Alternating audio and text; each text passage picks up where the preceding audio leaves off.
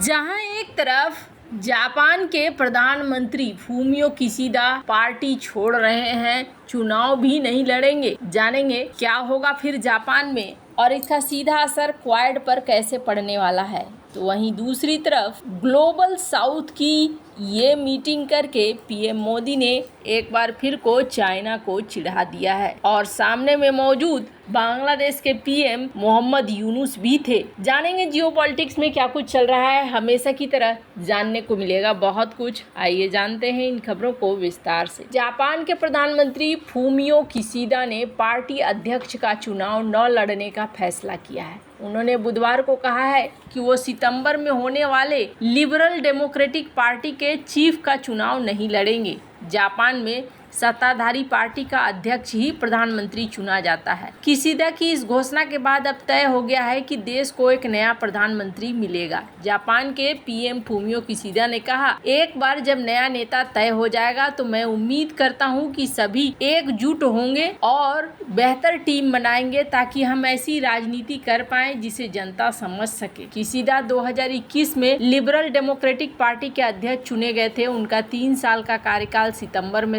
समाप्त हो रहा है। जापान में पीएम किशिदा की लोकप्रियता में भारी गिरावट हुई है। इसकी वजह उनकी पार्टी पर लगने वाले भ्रष्टाचार के गंभीर आरोप हैं। निकी एशिया के मुताबिक जुलाई में किशिदा की अप्रूवल रेटिंग 20% से नीचे थी। ये लगातार 8वां महीना है जब किशिदा की रेटिंग इतने नीचे जा रही है। 2021 में पीएम किशिदा की रेटिंग 65% के करीब थी। शिंजो आबे की मौत के बाद उनकी रेटिंग में गिरावट आनी शुरू हुई है। दरअसल आबे की मौत के बाद यूनिफिकेशन चर्च के साथ एलडीपी के संबंधों का खुलासा हुआ था। ये चर्च पार्टी को आर्थिक सपोर्ट मुहैया कराता था। बाद में इससे जुड़े कई घोटाले सामने आए। इस साल अप्रैल में स्थानीय चुनाव में एलडीपी की बुरी तरीके से हार हुई। इसके बाद जुलाई में टोक्यो मेट्रोपॉलिटन असेंबली के उपचुनाव में भी पार्टी को करारी हार मिली।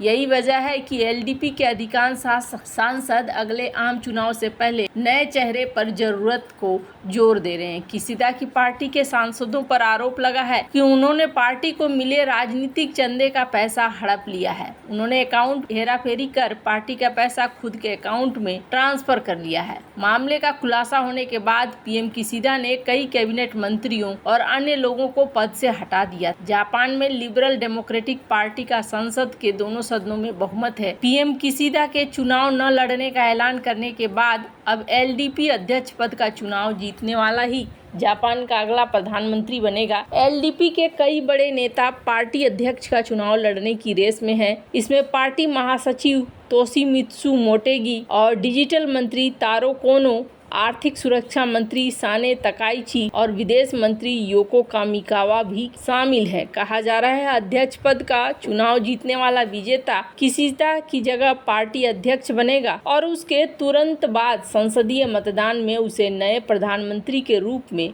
चुन लिया जाएगा। खैर, जहां एक तरफ जापान में ये परिवर्तन हो रहा है तो वहीं दूसरी तरफ स्क्रीन पर एक वीडियो देख रहे हैं आप। इस वीडियो में आपको पीएम मोदी दिखाई दे रहे हैं। दरअसल ये वीडियो है भारत द्वारा आयोजित किया गया ग्लोबल साउथ का। भारत ने तीसरी बार ग्लोबल साउथ समिट का आयोजन किया और ये चाइना के लिए एक बहुत बड़ी दुखती रग है। शुरुआती दौर में जब भारत ने ग्लोबल साउथ नाम की चर्चा की थी तब चाइना ने इस टर्म को खारिज कर दिया था। स्क्रीन पर ग्लोबल टाइम्स का एक आर्टिकल देख सकते हैं आप, जिस आर्टिकल में चाइना ये कहता हुआ नजर आ रहा है कि भारत ने ग्लोबल साउथ की मीटिंग में चाइना को ही नहीं बुलाया। ये कोई काम की चीज नहीं होने वाली है और ये किसी भी तरीके से फलने फूलने वाली नहीं है।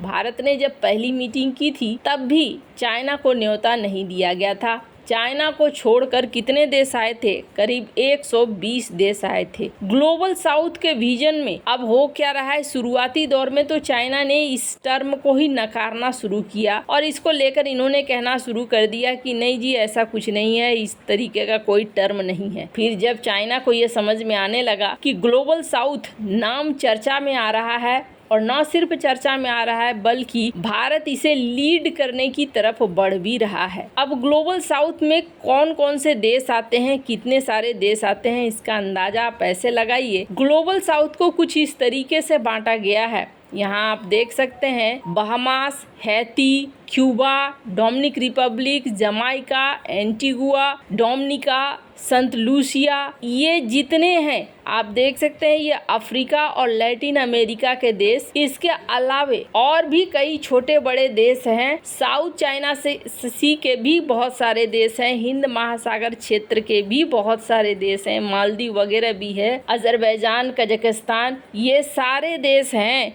जो ग्लोबल साउथ में आते हैं। ग्लोबल साउथ की बात करके यहाँ पर भारत ने एक बहुत बड़ा सीन क्रिएट कर दिया है। अब पीएम मोदी ने क्या स्पीच दिया, स्क्रीन पर आप इस वीडियो को सुन सकते हैं। फ्रेंड्स, आज हम ऐसे समय में मिल रहे हैं जब चारों ओर अनिश्चितता का माहौल है।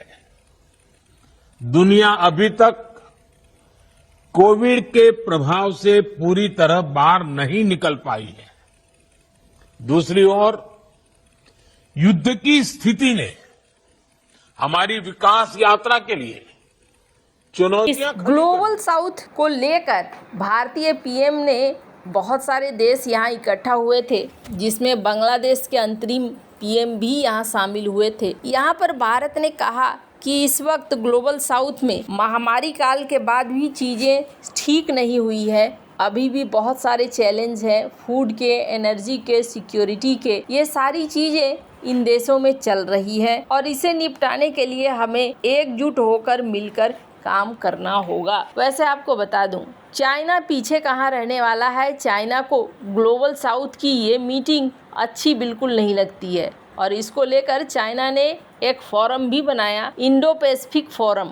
इस इंडो पैसिफिक फोरम में भारत को छोड़कर हिंद महासागर के जितने भी देश हैं उनको इन्होंने न्योता दिया है। बात भी सही है। ये जब भी कोशिश करेंगे, ये कोशिश यही करेंगे कि इसमें भारत ना हो। 19 देश इसमें शामिल हुए थे इंडियन ओशियन रीजन फोरम में, लेकिन भारत इसमें शामिल नहीं हुआ था। भारत को बुलाया भी नहीं गया था। कौन कौन से देश थे, तो इसमें Indonesia, Pakistan, Myanmar, Sri Lanka, Bangladesh, Maldives, Nepal, Afghanistan, Iran, Oman, south Africa, Kenya, Mozambique, Tanzania, Seychelles, Madagascar, Mauritius, Djibouti, Australia, ये वो देश थे जिनको इन्होंने बुलाया था। भारत अब धीरे धीरे ग्लोबल साउथ का लीडर बनता जा रहा है। ये चीज चाइना को बिल्कुल भी पसंद नहीं आएगी। चाहे बांग्लादेश के अंतरिम पीएम भारत के साथ संबंधों को कैसा भी रखना चाहते हो, पर आखिरकार उनको इस मीटिंग में आना ही पड़ा। वो इस मीटिंग में आए भी। वैसे भारत इस दिशा में काम कर रहा है, क्या ये सही है या नहीं? कमेंट कर अपनी राय जरूर बताएं। जल्द मिलते हैं अगले वीडियो में नई खबर के साथ।